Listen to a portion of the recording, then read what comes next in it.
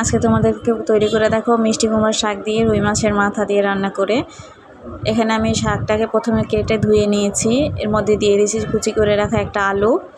এরপরে আমি এখানে 2টার মতন পেঁয়াজ দিয়ে দিয়েছি, 1 কাপের মতন তেল, তারপরে 2 মুঠের মতো মুগ ডাল ধুয়ে নিয়েছি। এরপরে এর মধ্যে দিয়ে দেবো 1 টেবিল চামচ পরিমাণ আদা রসুন বাটা, 1/2 চামচ শুকনো মরিচ, 1 চামচ গুঁড়ো হলুদ।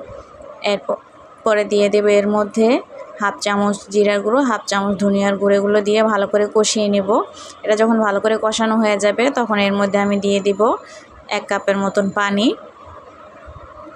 এখানে 1-1.5 কাপের মতো পানি দিয়ে এটাকে আমি প্রেসার কুকারে ঢাকনাটা দিয়ে একটা সিটি দেবো। এটা একটা সিটি দিলেই মোটামুটি এটা সেদ্ধ হয়ে আসবে। এটা যখন মিডিয়াম সেদ্ধ হয়ে আসবে তখন আমি ধুয়ে রাখা শাকগুলোকে দিয়ে দেব। শাকগুলোকে দিয়ে এগুলোকে ভালো করে নাড়িয়ে চাড়িয়ে নেব। তোমরা চাইলে এখানে আলুটাকে আর একটু বড় সাইজের করে নিতে পারো, তাহলে আলুটা আগেই দিতে হবে। আমি ছোট করে দিয়েছি তাই শাকের সাথে দিয়ে দিয়েছি। এরপর এখানে 2 গ্লাস পানি দিয়ে দিব। এখানে 2 গ্লাস পানি দিয়ে এরপর আমি ঢাকনা দিয়ে দিব। এটা ঢাকা দিয়ে দিতে এখানে আস্তে আস্তে এটা হতে থাকবে। দেখতেই পাচ্ছ আমার শাকটা মিডিয়াম হয়ে আসছে। এদিকে আমি মাছের মাথাগুলোকে ভালো করে হলুদ আর লবণ দিয়ে মেখে নিয়েছি। এরপর এটা তেল গরম করে এটাকে ভালো করে ভেজে নিব। এটা যখন মোটামুটি ভাজা হয়ে আসবে, খুব বেশি ভাজবো না।